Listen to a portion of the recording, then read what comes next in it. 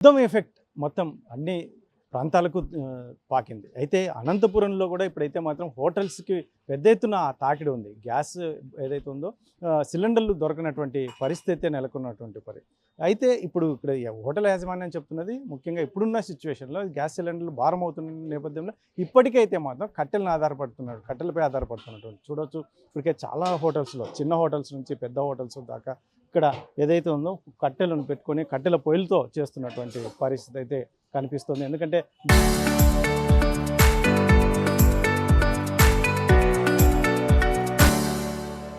Gas మీద ఆధారపడితే అసలు gas అనుకున్నంతగా దొరకట్లేదు. కాబట్టి ముఖ్యంగా హోటల్స్ని బంద్ చేసుకోవాల్సిన పరిస్థితి వస్తుంది. కాబట్టి మన కస్టమర్స్ అందులో ముఖ్యంగా వీరి దగ్గర పనిచేస్తున్నటువంటి వర్కర్స్ని కూడా, ఎందుకంటే ఈరోజు హోటల్ బంద్ చేస్తే వాళ్ళు డిపెండ్స్ అయినటువంటి వాళ్ళు కూడా ఇబ్బంది పడతారనే ఉద్దేశంతో ఇక్కడ స్టీమ్ చిన్న చిన్న హోటల్స్లో కూడా కట్టెలతో స్టీమ్ను కూడా ఏర్పాటు చేసుకుంటున్నటువంటి సిచ్యువేషన్ అయితే ఉంది. మరి అనంతపూర్లో ఇక్కడ చాలా హోటల్స్లో యాజమాన్యం వినూత్నంగా, ఎందుకంటే వారికి ఏది అనుకూలంగా ఉంటే ఆ రకంగా ముందుకు వెళ్తున్నటువంటి నేపథ్యం అయితే ప్రధానంగా కట్టెల మీద ఆధారపడుతున్నటువంటి సిచ్యువేషన్ అయితే ఉంది. మరి ఇక్కడ హోటల్ నిర్వాహకురాలు చాలా ఉన్నారు, ఏం చెప్తారు మేడం? ఏంటి అసలు ఇప్పుడు గ్యాస్ అయితే కొరత వచ్చింది, కట్టెల మీద ఆధారపడుతున్నారు, ఎలా చేస్తున్నారు? హోటల్ రన్ చేయాలంటే ఏం చేస్తారు? ప్రజెంట్ అయితే ఇప్పుడు ఆల్టర్నేట్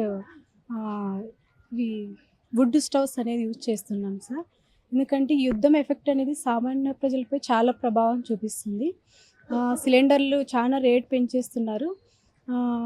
డబ్బులు ఇవ్వడం మాకు చాలా ఇబ్బందిగా ఉంది. ఎందుకంటే వర్కర్స్కి ఇక్కడ శాలరీస్ మెయింటైన్ చేసుకోవాలి, హోటల్ మెయింటైన్ చేసుకోవాలి. మరి సిలిండర్కి వాళ్ళు రేట్ ఎక్కువ వేస్తున్నారు. మరి సామాన్య ప్రజలు చాలా ఇబ్బంది పడుతున్నారు సార్. మరి కేంద్ర ప్రభుత్వం దీనిపై ఏమైనా చర్యలు తీసుకుంటే మరి హోటల్స్ వాళ్ళకి కూడా కొంచెం మంచి జరుగుతుందని నేను కోరుకుంటున్నాను సార్. కేంద్ర ప్రభుత్వం ఖచ్చితంగా దీనికి ఆల్టర్నేట్ ఏదో ఒక చర్యలు తీసుకోవాలని మేము కేంద్ర ప్రభుత్వాన్ని కోరుతున్నాం సార్. మా హోటల్సే కాదు, చిన్న చిన్న హోటల్స్ కూడా వాళ్ళు మరి చిన్న హోటల్స్ అయితే బంద్ చేసుకోవాల్సిన సిచ్యువేషన్ వస్తుంది. ఎందుకంటే వాళ్ళు పెట్టలేరు సిలిండర్స్కి. 1 సిలిండర్ వచ్చేసి 2000 అంటే పాపం సామాన్యంగా బ్రతికే వాళ్ళకి చాలా ఇబ్బందికరంగా ఉంది. కాబట్టి కేంద్ర ప్రభుత్వం ఖచ్చితంగా దీనికి ఏదైనా చర్యలు తీసుకొని ఆల్టర్నేట్గా ఆలోచించవలసిందిగా మేము హోటల్ యాజమాన్యంగా మేము కోరుతున్నాం సార్. హోటల్ ఇప్పుడు ఈ సిచ్యువేషన్ ఎప్పుడైనా గెస్ చేశారా? ఎందుకంటే మీరు కట్టెలతో ఈరోజు స్టీమ్ చేసి ఫుడ్ సప్లై చేస్తున్నారు. ఈ సిచ్యువేషన్ ఏమైనా ముందుగానే ఎక్స్పెక్ట్ చేశారా? లేదు సార్, ఇలా సిచ్యువేషన్ వస్తుందని మేము అనుకోలేదు. కానీ సిలిండర్స్ గ్యాస్ అయితే రేట్ అని మేము అనుకునే వాళ్ళం, కానీ మరీ ఇంత యుద్ధం ఎఫెక్ట్ పడి ఇంత రేట్ పెరుగుతాయని అనుకోలేదు సార్. ఇప్పుడు ఈ యుద్ధం ఎఫెక్ట్ తొందరలోనే క్లియర్ అయ్యే పరిస్థితి ఏమైనా కనిపిస్తుందా? ఎందుకంటే మీరు ఇన్ని రోజులు మెయింటైన్ చేయాలంటే అది మెయింటైన్ చేయొచ్చు? చేయలేం సార్. ఎందుకంటే అన్ని స్టవ్స్ దీనిలో వుడ్ స్టవ్స్తోనే చేయలేం సార్. ఇక్కడ దోశ, చపాతి అట్లాంటివి చేయాలంటే గ్యాస్ కంపల్సరీ అవసరం. కాబట్టి అలాంటి ఫుడ్ ప్రజలకు అందించాలంటే మేము ఖచ్చితంగా గ్యాస్ మాకు కావాల్సిందే. ఎందుకంటే ఇక్కడ హాస్పిటల్స్ చాలా ఉన్నాయి సార్. పేషెంట్స్ వారు దూరం నుంచి వస్తారు, వాళ్ళకి ఫుడ్ ఎక్కడ అవైలబుల్లో ఉండదు, వాళ్ళు ఇంటి దగ్గర నుంచి తెచ్చుకోలేరు. హోటల్స్ మీద వాళ్ళు డిపెండ్ అవుతారు. కాబట్టి అలాంటి వాళ్ళకి మేము ఫుడ్ అందించాలంటే, మంచి ఫుడ్, క్వాలిటీ ఫుడ్ అందించాలంటే మాకు గ్యాస్ చాలా అవసరము. కాబట్టి ప్రభుత్వం మాకు ఏమైనా సహాయం చేయాలని, ఆల్టర్నేట్ ఏమైనా ఆలోచించి గ్యాస్ మరి త్వరలోనే ఈ సిచ్యువేషన్ మరి ఇలా ఫేస్ చేయకుండా ఏదో ఒకటి ఆల్టర్నేట్ ఆలోచించాలని ప్రభుత్వాన్ని కోరుతున్నాం సార్. ఇప్పుడు ఈ ఎఫెక్ట్ అనేది, ఎందుకంటే మీ దగ్గర వర్కర్స్ ఉంటారు, ముఖ్యంగా చాలామంది ఇప్పుడు ఎంప్లాయీస్ కానీ ఈ హోటల్స్ మీద ఫుడ్ ఆధారపడి ఉంటారు, ఎఫెక్ట్ అయ్యే పరిస్థితి ఉంటుందా? ఇప్పుడు రాబోయే కాలంలో ఇంకా సిలిండర్లు అసలు దొరకకపోతే చాలా ఎఫెక్ట్ అవుతుంది. చాలా ఎఫెక్ట్ అయితే అవుతుంది అనుకుంటున్నాం సార్. ఎందుకంటే ఎంతోమంది ఎంప్లాయీస్ హోటల్స్ మీద డిపెండ్ అయి ఉంటుంటారు. సింగిల్ పర్సన్స్ ఉంటారు, వాళ్ళకి ఫుడ్ వాళ్ళు చేసుకోలేరు. ఎల్డర్స్ ఉంటారు, వాళ్ళు కూడా ఫుడ్ చేసుకోలేరు. అలాంటి వారికి ఫుడ్ హోటల్స్ అనేది చాలా అవసరం సార్. అలాంటి వాళ్ళకి ఫుడ్ అందించాలంటే మళ్ళీ వాళ్ళు హోటల్స్ పైనే డిపెండ్ అయి ఉంటారు. కాబట్టి మాకు ఈ గ్యాస్ అనేది చాలా అవసరము హోటల్స్కి. మరి దీనికి ఆల్టర్నేట్ ఏమైనా ఆలోచించాలని. ఇప్పుడు స్టీమ్తో మీరు వుడ్తో స్టీమ్తో ఫుడ్ మీరు ప్రిపరేషన్ చేస్తున్నారు, ఏ ఐటమ్స్ మీరు ప్రిపరేషన్? వుడ్ స్టవ్ మీద అయితే పప్పు, రసము, రైస్ చేసుకోవచ్చు సార్. మిగతా ఏ ఐటమ్స్ అయినా చేసుకోవచ్చు, కానీ బాయిల్డ్ అయ్యేటివి ఏవైనా చేసుకోవచ్చు. కానీ దోశ, పూరి, చపాతి ఇలా ఏదైనా ఫాస్ట్ ఫుడ్ ఐటమ్స్ చేయాలంటే కొంచెం ఇబ్బందికరంగా ఉంటుంది సార్. దానికి కంపల్సరీ మాకు గ్యాస్ అవసరమే సార్. సార్ ఏం చెప్తారు సార్ ఇప్పుడు సిచ్యువేషన్ అయితే ఈ రోజుకైతే కొంచెం అంతో ఇంతో అటు ఇటుగా ఉన్నప్పటికీ రాబోయే కాలంలో ఇంకా కొంచెం ఇబ్బందికరమైన పరిస్థితులు వచ్చే సిచ్యువేషన్ ఉంది అంటున్నారు. మీరు వుడ్ అయితే వాడుతున్నారు, కంఫర్ట్గానే ఉంటుంది? ఇది కనుక కంఫర్టబుల్గా అంటే ఎగ్జాక్ట్గా చెప్పలేము సార్, ఎందుకంటే ఇంతవరకు మీరు చూసింది కాదు.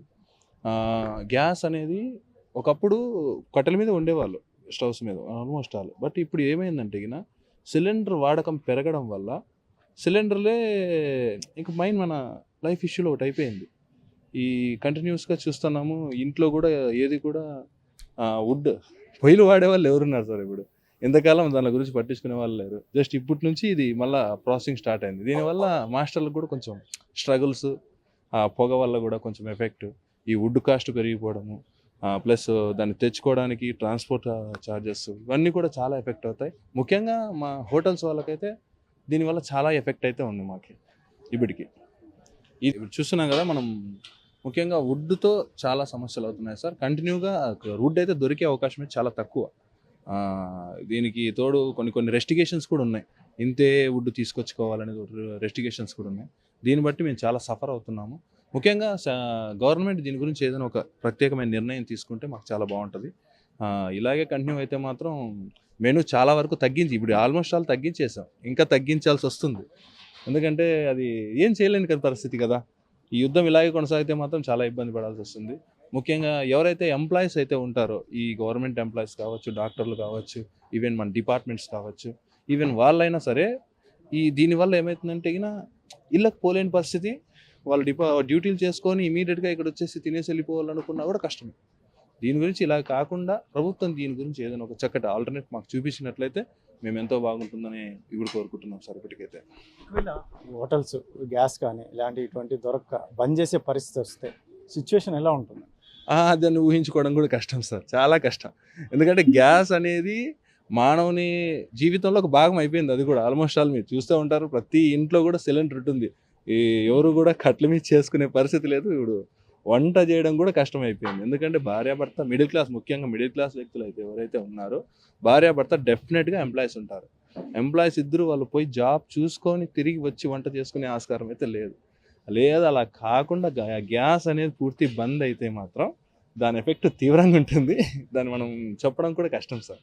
ఇది ఇలాగే కొనసాగకూడదనే నేను మనస్ఫూర్తిగా కోరుకుంటున్నాను. యుద్ధం ఆగిపోవడమే మరీ ముఖ్యంగా మంచిదని మేము మరీ ముఖ్యంగా కోరుకుంటున్నాం సార్. చూడొచ్చు అనంతపూర్లో అయితే మాత్రం ఈరోజు ఇప్పటికే హోటల్స్ యాజమాన్యానికి ఈ గ్యాస్ ఎఫెక్ట్ తాకిడి అనేది పెద్ద ఎత్తున ఇప్పుడు వీళ్ళు ఆల్టర్నేట్గా కట్టెలు తెచ్చుకొని మరి వంటలు చేస్తున్నారు, కానీ మెనూ మాత్రం ఇప్పటికే తగ్గిపోయింది. చూడొచ్చు ఇక్కడ మనం ఏదైతే ఉందో కట్టెల పొయ్యి, ఇది దాదాపు ఒక 3-4 రోజుల క్రితం అయితే 50,000 ఉన్నది. ఇటువంటి పరిస్థితుల్లోనే ఈరోజు ఏకంగా దీన్ని 80,000 రూపాయలు కూడా చేసినటువంటి పరిస్థితులు అయితే కనిపిస్తున్నాయి. మరి మొత్తం మీద అయితే మాత్రం ఈ కేంద్ర రాష్ట్ర ప్రభుత్వాలు ఆలోచన చేసి దీని మీద యుద్ధం మీద ఏదైనా చర్యలు తీసుకోవాలి. ముఖ్యంగా యుద్ధం ఎఫెక్ట్తో ఉన్నటువంటి గ్యాస్ మీద, ఎందుకంటే ఆల్టర్నేట్ ఏదైనా ఏర్పాటు చేయకపోతే మాత్రం రాబోయే కాలంలో హోటల్స్ని కూడా బంద్ చేసుకునే పరిస్థితి వస్తే మాత్రం అతి సామాన్యులు, ముఖ్యంగా ప్రజలు, ఇటు ఏదైతే ఉందో మా దగ్గర పనిచేసేటువంటి వర్కర్సు, మీ యాజమాన్యం అందరూ కూడా తీవ్రంగా ఇబ్బంది పడే పరిస్థితులు ఉంటాయి. కాబట్టి దీనికి ఆల్టర్నేట్ అనేది మాత్రం కేంద్ర రాష్ట్ర ప్రభుత్వాలు చూడాలి. అందులో ఈ సిచ్యువేషన్ ఇప్పుడున్నటువంటి పరిస్థితుల్లో ఒకవేళ హోటల్స్ బంద్ చేసే పరిస్థితి వస్తే మాత్రం అది ఊహించుకోవడానికే మాకు ఊహకు అందనేటువంటి పరిస్థితి. కాబట్టి ఏది ఏమైనా మాత్రం యుద్ధం అనేది ఎవరికి, ఆ యుద్ధం చేసే దేశాలతో పాటు ఇతర దేశాలకు కూడా ఎవరికి ఇది లాభం కాదు, నష్టమే అంటున్నారు ఈ హోటల్ యజమానులు. మొత్తానికైతే కేంద్ర రాష్ట్ర ప్రభుత్వాలు మరి ఏమైనా ఆలోచన చేసి ఒక ప్రత్యామ్నాయ ఏర్పాట్లు అయితే ఏమైనా తీసుకుంటారనేది వేచి చూడాల్సిన అంశం.